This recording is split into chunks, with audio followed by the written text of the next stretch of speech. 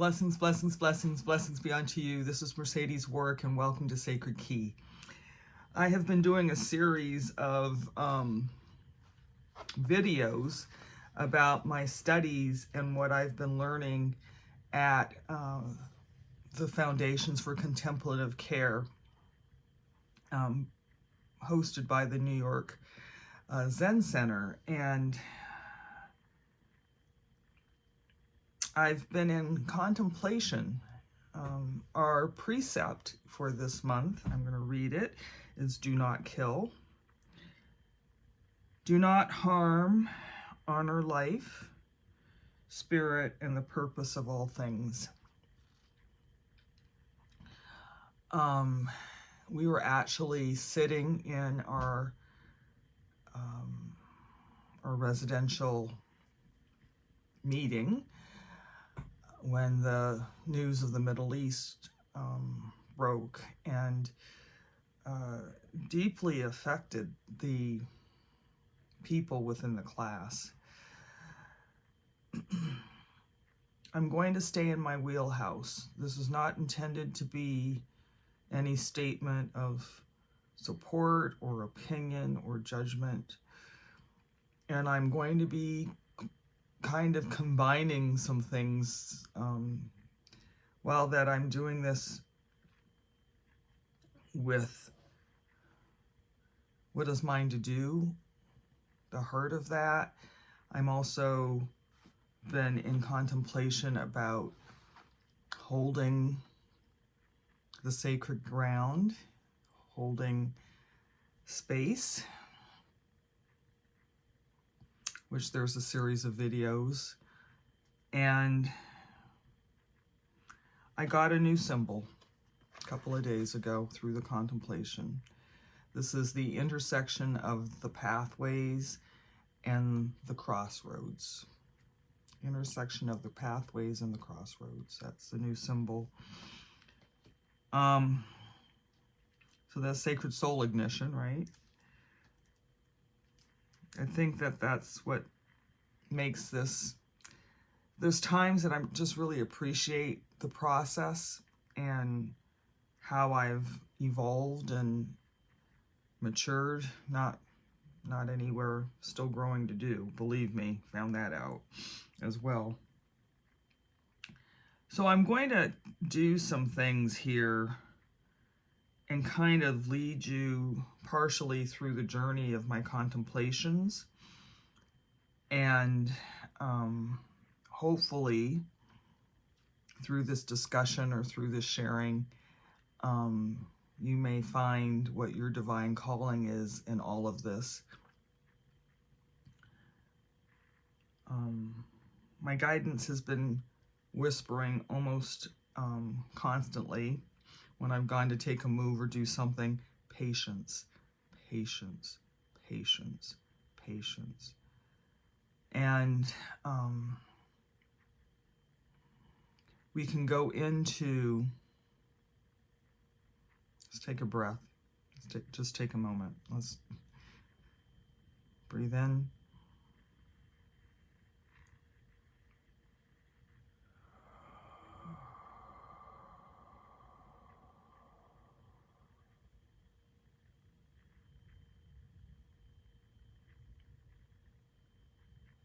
May I be guided. Thank you. All right.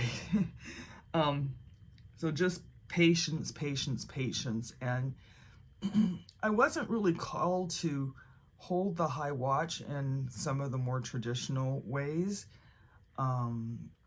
It was like my guidance was saying, wait. Usually when something like this happens, I head to the altar and I pray. And it was so interesting because the energy has been layered. And so I almost felt like there was all the surface energy of the actual things that were happening, the emotions, the grieving, the mourning, the horror, just this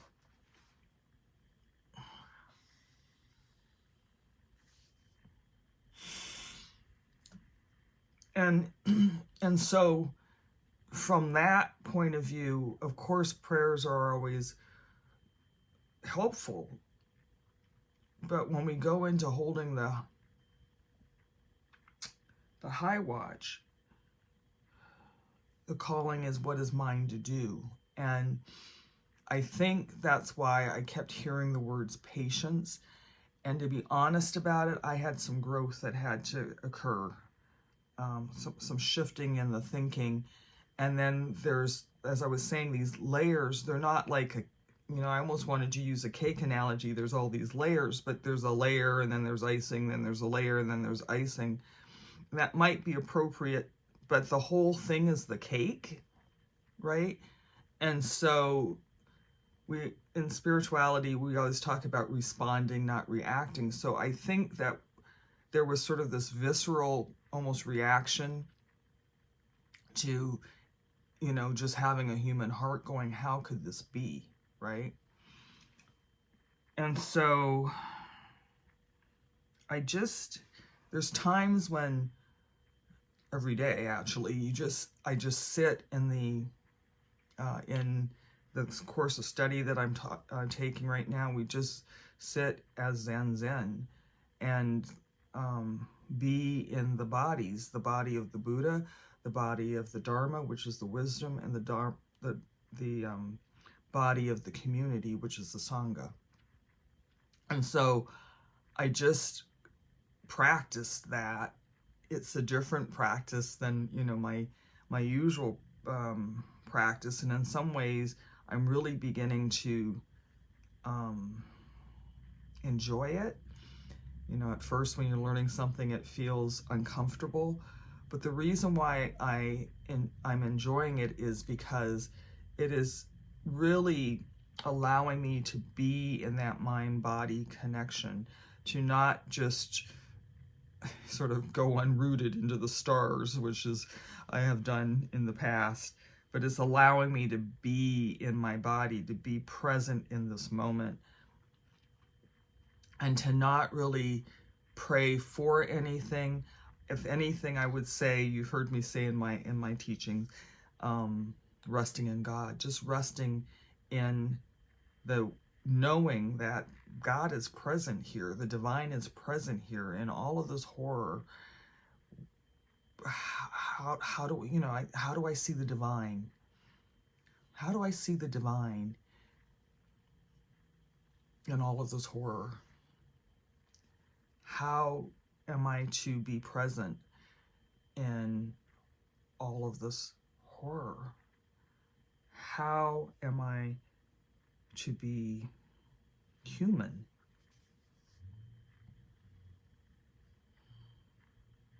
And the question from holding the high watch, what is mine to do, right? So when I pulled my cards, October 1st was my 6th anniversary of living through and thriving with stage 4 cancer, and I pulled my cards, and the sacred key was love. And I really meditated and looked at this symbol. I just stayed with it. And I realized, matter of fact, I have to go check the final drawing because I think I might have put something in the middle here. But I kept feeling like open heart, sacred heart. So let's just breathe that in.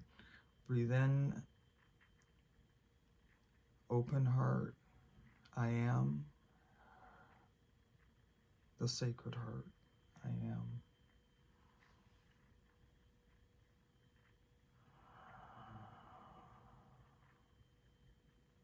Open heart, sacred heart. One heart. I am. I was grateful to receive that card because it kind of laid the foundation whenever my thinking would go awry, or I'd say open heart, sacred heart, one heart, divine, I am,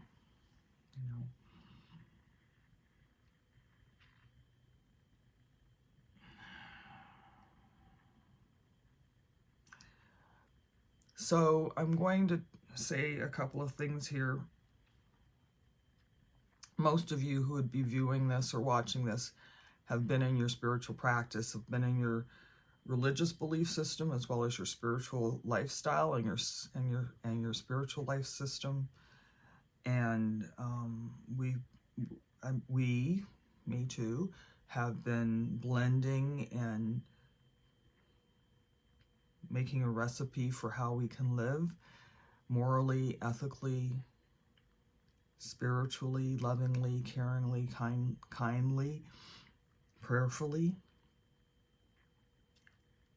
And as we move into or from taking a class to moving into a lifestyle practice, my guidance was like, they're on my tongue, this is applied spirituality.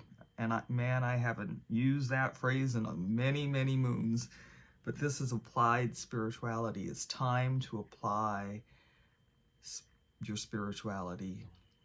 And like the layers of the cake, it's like sitting in Zen. The reason why I love it is because it's time to root it, to really be rooted in it, to be grounded in it, to be like bringing that the frequencies of your belief system, the vibrations of your belief systems, and really bringing it down into a frequency, into tangible form, into a way that we can apply the spirituality. And through that sitting, through that patience, we get the divine calling, right? Part of the first showing up is to be in the living Buddha, is what I'm calling my study. Be in the living God, be in the living Christ, be in the living love, be in the living goddess, right? And so that living spirituality, that living energy, to bring that down into your actual human form and feeling that in the body. And what happened, I'm just going to be very transparent here.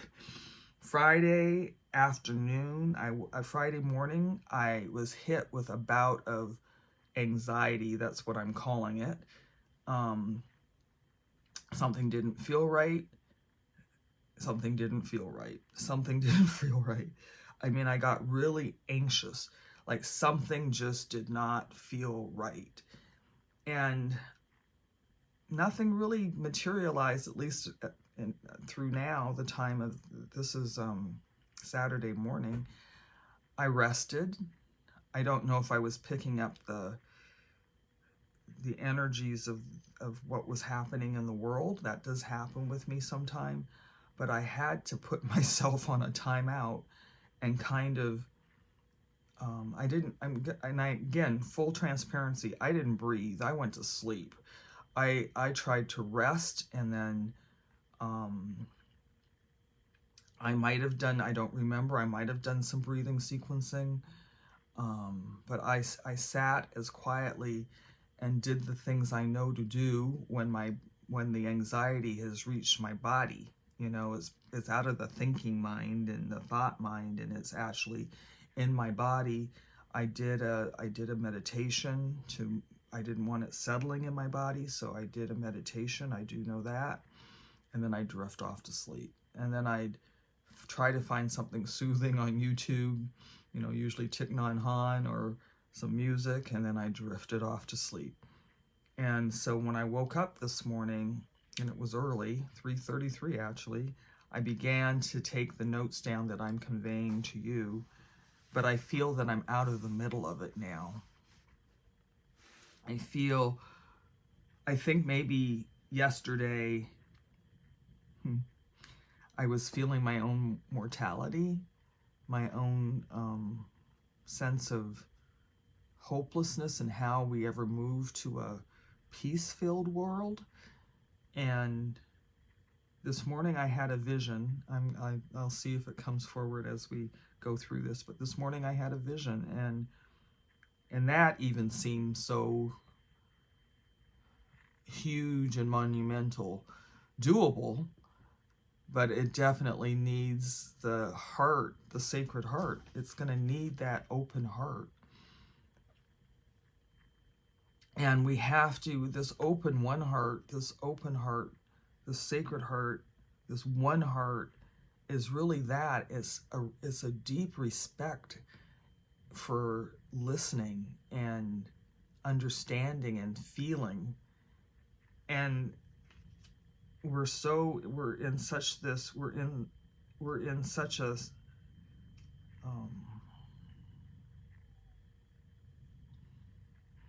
tumultuous energy right now. I personally can only think that if I'm holding the beacon, if I stand as the beacon, this is the other card, and as the radiant point of connection, that maybe we can set up some sort of spiritual electrical grid between all of us, apply our spirituality, and just be in the know that the one sacred heart will be the foundation of the solutions past the violence, right? So the answer that came was apply your spirituality, apply your belief system, apply the knowing of the divine and the relationship that you forge with the divine, and just sit, not fix, not ask, petition.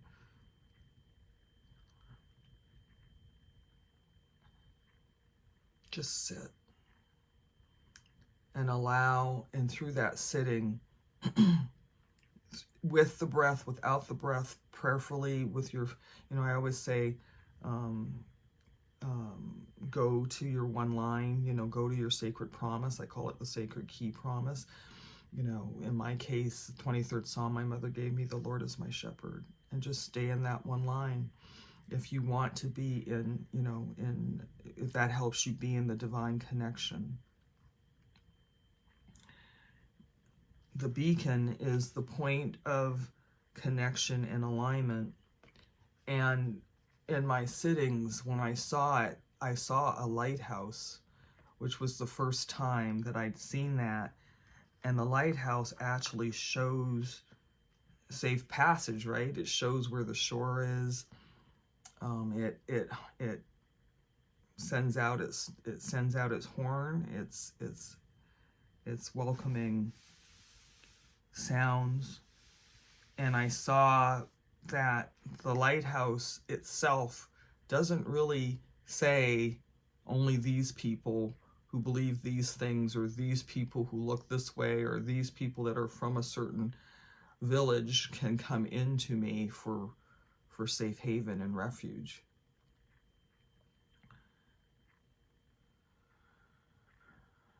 Thank you. Thank you. Just feeling the wave here starting. And so between these two cards, if we just applied our spirituality and stopped here, these ignitions, this energy, and you kind of stayed in that. And then for me, because of my studies, do not kill, do not harm, honor life, spirit, and the purpose of all things.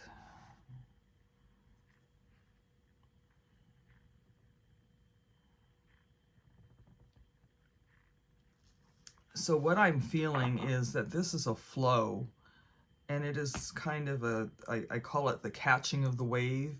It's the catching of the wave. It's the catching of the energy, frequency, and vibration that is yours to align with, to be the point of connection, and then to bring that out. Some of us may be the healer, and what does that look like? What does that look like? Maybe you'll be in a conversation and it will begin to get heated and politicized, and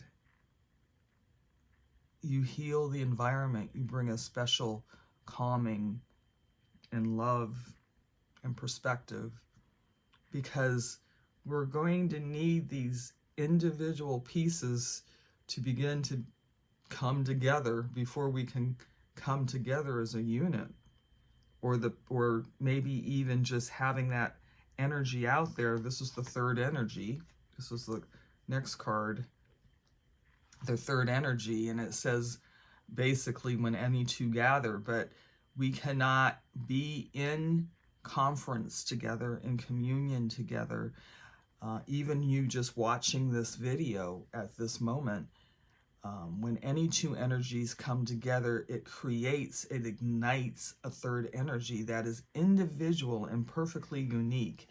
And it's just like when the egg and sperm comes together, and those two ignite, there's a spark and there's an ignition, and the potential for life and a new child is born. I believe that life is sparked, is ignited, and that is even though the mother is present and the father is present, that energy is now a unique presence of its own, with a purpose, a prayer, and an ignition, right?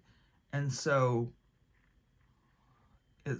for me, it's like taking that walk and being aware of that. Like, how am I speaking? Am I being kind?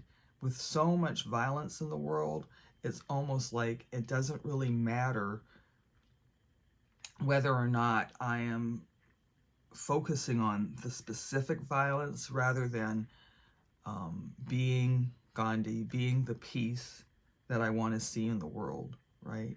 Being the love that I want to see in the world, being the kindness that I want to see in the world, and holding that energy and frequency and coming into it.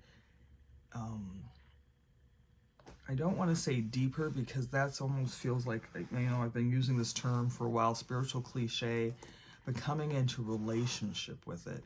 And when we're coming into a relationship, it's not there may be some turbulence, there may be some healing. As you heard me say, I've been sitting and asking for understanding and compassion, and maybe even compassion without the understanding. At one point, I did get some understanding recently, last night, this morning. But being this beacon means that we just walk. As we walk, we talk, we pray, we live in that applied spirituality.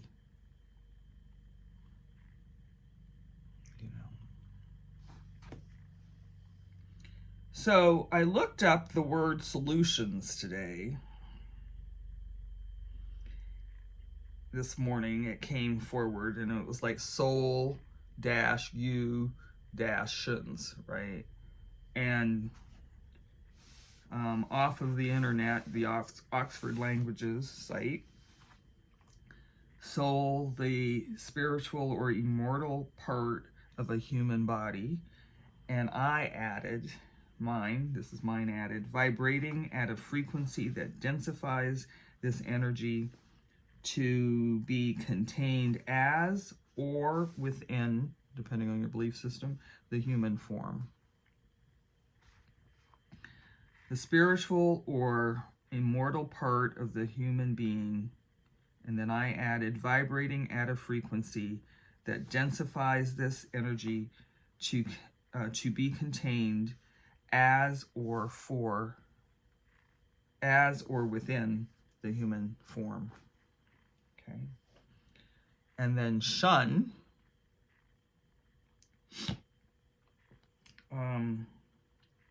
forms a noun. So nouns are person, places, or things. Its form is here. Zen, body and mind sitting on that solid foundation. When we go into Zen, we're breathing into the belly. We're going into a foundation where we have our feet, where we're sitting firmly on the ground. Our sit bone is connected. It almost feels like there's a triangle. We're in that lower belly. We're feeling that form, right? So we become the noun. We become the point. We become the prayer. We become the spirit. We become the calling. So the shun is forming nouns of action, condition, indicating a state, a condition, an action, a process, or results. So soul, the energy of the divine, vibrating at a frequency that can have influence, that can act, that can become form or a process that is yours to do, that is the you action, the you prayer, the you sit. Solving a problem, solutions, solving a problem or dealing with a difficult situation. And the way that I look at this is my sitting is the dealing with. The vision that I had this morning was so otherworldly that I could just sit with it. It's way beyond my purview to activate, I think. I don't know, maybe something will come forward. But and I'll tell you about that in a minute. I think I'm going to actually tell you about that. But it is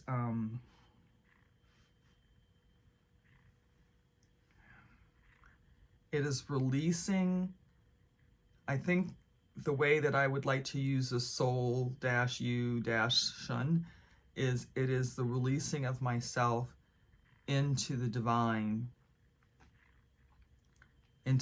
solution, into the divine animation, and sitting there to be a vessel, saying, what is mine to do, to be that point of connection. And the other thing, I'm smiling because the other thing I had this morning was maybe that was mine to do. Maybe that vision was enough for somebody to catch the wave of the vision and they'll know what to do with it. Or maybe it ignites some new thinking, something along those lines. But just me being the point of alignment for pulling that idea, into this realm we call Earth, right? Into the humanly realm. So the final thing I want to say in this, and then I'll stop looking down and start looking at you a little bit more, is, and we're 28 minutes in, this is going to be long, karma. I pay attention to words when they start coming at me from a lot of different ways, and a lot of different people in a lot of different ways. And I think I had about 5 times the word over the last 48 hours, karma, karma, karma, karma. I was like, all right, already, I'll sit with this. And I think that's why the intersections of pathways and crossroads came, because we all need to exhale and be kind and come into the curiosity of circumstances of individuals, as well as circumstances of history, our personal history.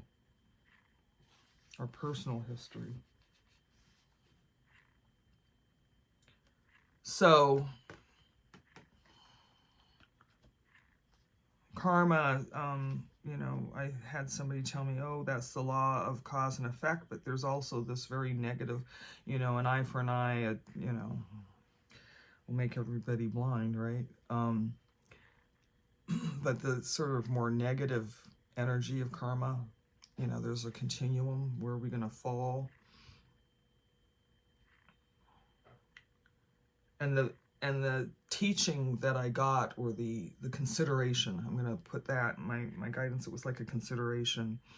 It was like, what if you were on a pathway and your life, and within your life, some really horrible things have occurred. And I'm going to say to you, to me, I'm going to speak in the I, because part of this is very true for me. And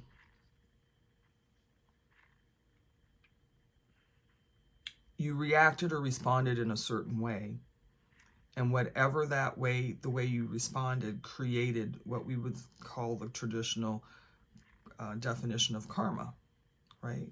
So it may be something as simple as squashing a bug, you know, in some, you know, to revere life in such a way that even killing something that is like the mosquitoes. I've swatted at a few mosquitoes. Las Vegas is having a mosquito invasion, and you know, can I pray that mosquito away? But the mosquito is making me pay attention to his buzzing, and you should have seen me. I looked like I was a raspberry. I had so many mosquito bites. Do not kill. Maybe somewhere along the line, I've thought about this. I might have killed the spirit of somebody, or the ingenuity of somebody, or the inner power, the empowerment of somebody, because I spoke and took a position or a judgment or a stance that was different, and it squelched somebody else's idea or position because they were disempowered them, killed their power, basically. So this do not kill precept is so much more complex than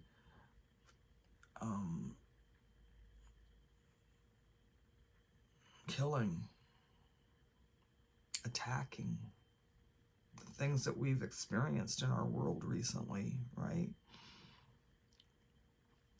So the power of karma is that I can be, I exist as force and power, and I can create, I can become that third energy that allows, that it creates, that stimulates, that revives, that puts spirit and life and energy and force, life force, into breathing that into a person, an idea,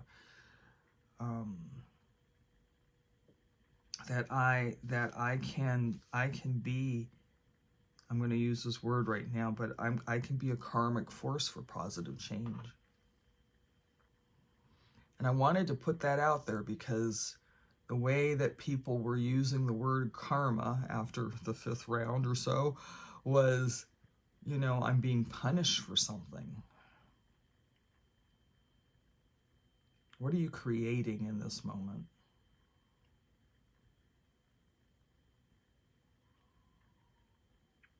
What am I creating in this moment? Law, cause, and effect. We look at things like, you know, this is the effect. But you can positively be the force of creation. In my work, I call it the Genesis frequency. You can generate, you can be, because once we understand, and again, going back to the applying of the principles and the living of the principles, not allowing the principles to just sort of happen to us, right? How are we applying what we believe down in our soul? And what is mine to do? And how can my energy, my frequency, my prayer, my application of the principles, the morals, the values, the speaking, the spoken word become the actual tangible solution. My soul, as me, here physically present on this earth to bring forth a form. You plant that bulb into the ground and you expect to have a beautiful garden. What is, I'm going to speak in the I, what is my soul asking me to do? This morning it's this video, right? Somebody may see this and go, I hadn't thought about that in this way. How can I be the peace? How can I forge? Is it as simple as two of us getting together and creating a third energy and then standing as a beacon for peace? And when I say being a beacon, believe me, I've had limited resources. I haven't known what to do. It's not a material thing. Don't let your resources or your lack of or your plenitude of be the thing that drives you or to behave, to believe, to be any different. This is at the frequency level. Like we're going down literally, you know, when we go into the depth, we talk about going into the depth. The depth is rooting ourselves in our bodies and allowing ourselves to be and feel the force of the divine come together. Thich Nhat Hanh, mindfulness plus concentration equals insight, right? Mindfully being present in hearing what somebody's saying to us, mindfully eating our food. You know, I've been watching YouTube and eating at the same time. Last couple of days, I got really bad indigestion too one day. But the last couple of days, I've put the phone, because I'm watching it on my phone, I've literally put the phone in a different room, right? So I can be present with my food. Can I be present with peace?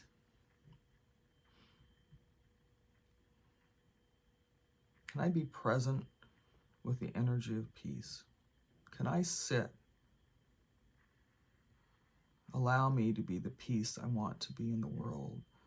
I am the peacemaker. I am the peacekeeper. I am the peace purpose.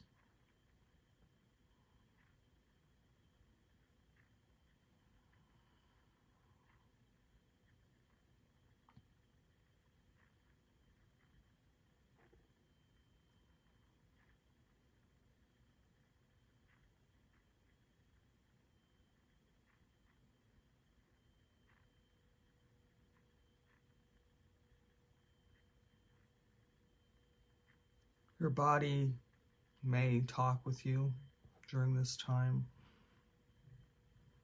Be compassionate, caring towards yourself. Your heart may be really hurting. And take that deep sigh of release, just taking a deep breath in through the nose and out through the mouth. And the tightness, the anxiety, from all kinds of different ways and sources. Sometimes I'm finding when I have the purpose of sitting in Zen, a large part of it is sitting with myself and allowing myself to be truthful.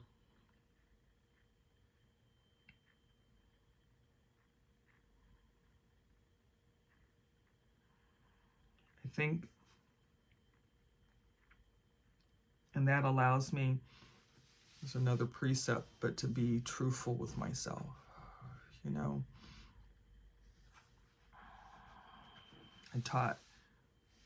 we sat in my first practicum this week, and one of the things that came forward was it's okay to recognize the fear, the hurt, the anxiety, the pain, cancer and pain. And one of the things that came forward was, is that true? Does that have to be true for me?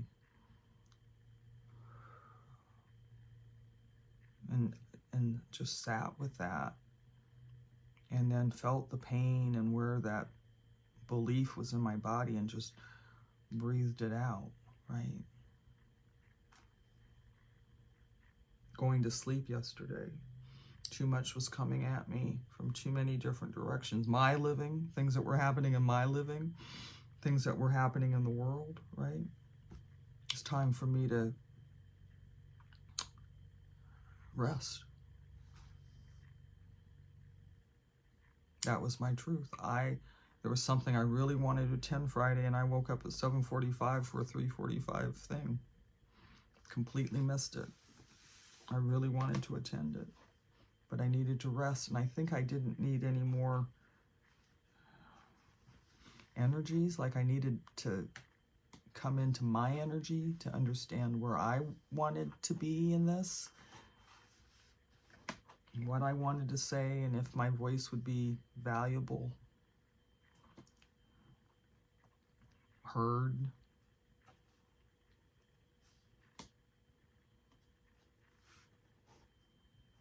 And not blind. I don't know if that's maligned, I think it's the word, maligned. Right? So much. We're in a big time right now. And it's calling us to be quiet spiritually. To know. Be comfortable in the unknowing. To understand that all of our life's experiences, to honor this frequency that was gifted us, all of our life experiences, the pathways, the learnings, the teachers that we've been placed in front of, the things that we've rejected in our lives, the things that have been hard in our lives. There are times that we get to the intersection and we have to decide, we have to choose. And sometimes it's very immediate, like something's happening in this moment and it's very immediate, and we have to be in our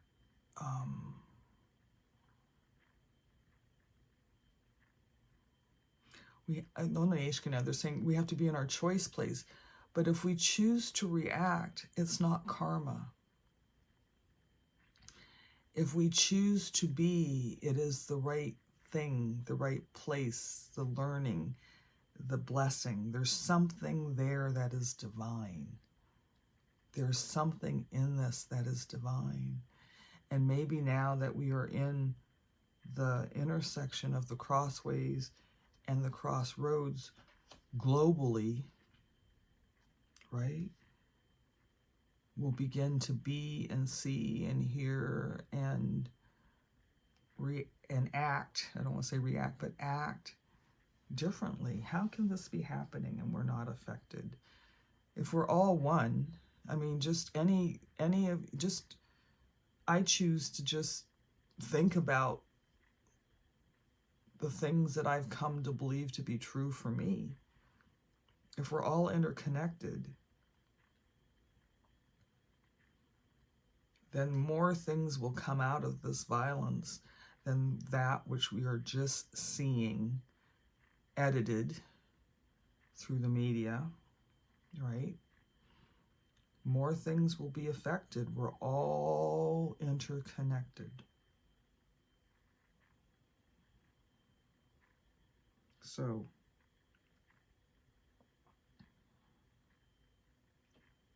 that is my video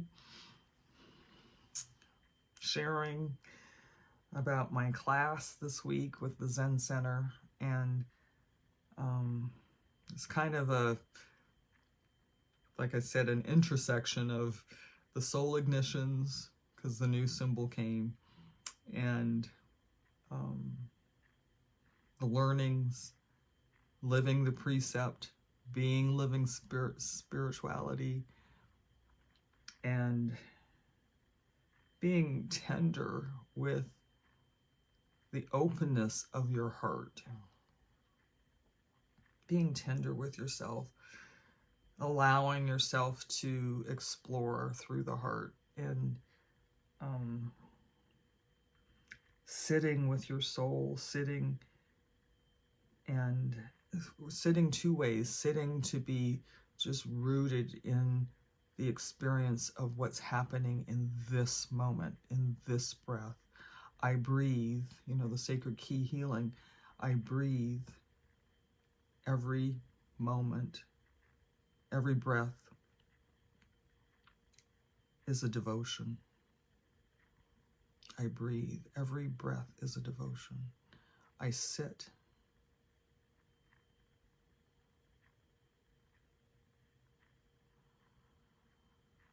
Every moment is now, right?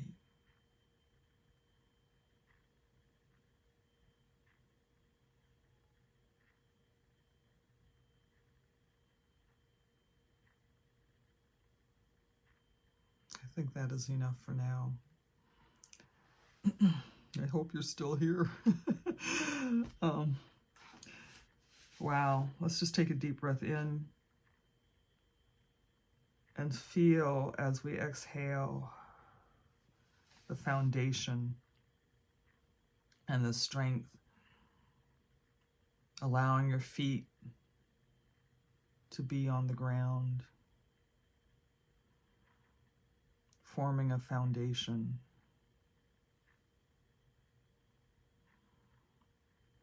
On the next inhalation and exhalation, dropping into your belly, knowing that this is a reservoir of the energy, the life force, where we can draw from the Dantian. And just imagining that the sit bone, the tailbone, your legs, your feet, and that pinnacle in the Dantian is forming this kind of foundation, a strength of connectiveness to the earth. And as we pull this energy up through the heart, strengthening and lengthening the spine, exhaling and settling that breath into the heart. So we have a strong foundation, a strength through the rooting of our feet, a lengthening of our spine. We've dropped in to be connected, and we breathe up into the heart to allow us to be open to the sacredness of this moment.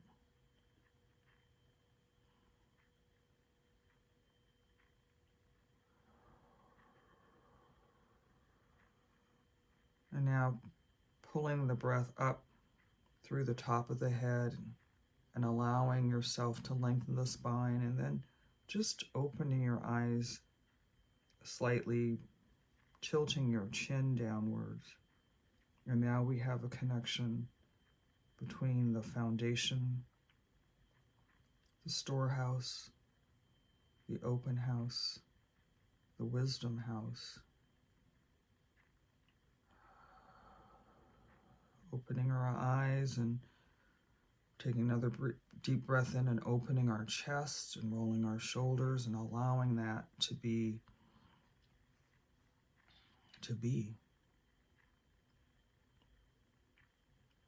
The eyes in Tai Chi, slightly looking down, to be in this real moment, this realized now.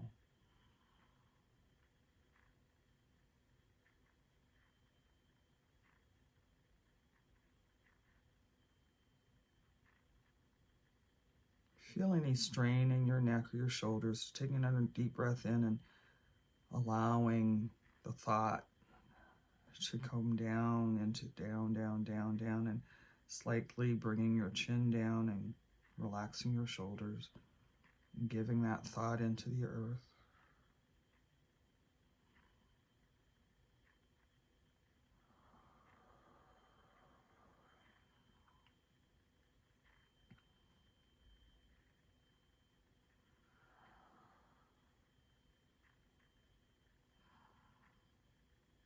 As I breathe in, I am in this moment.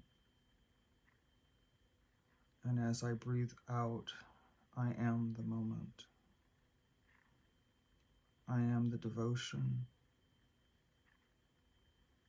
and the light.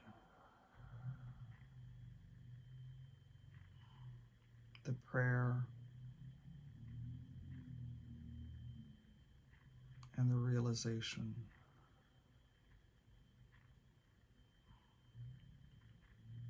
I am.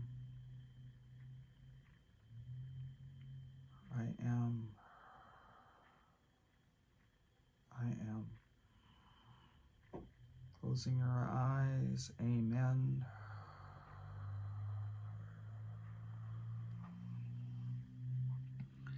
Sitting here for a moment.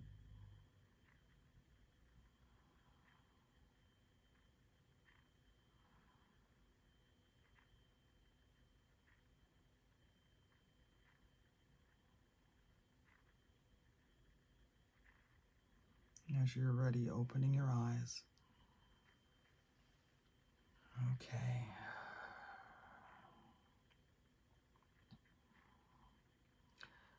Blessings be unto you. May you know the divine intimately. Namaste.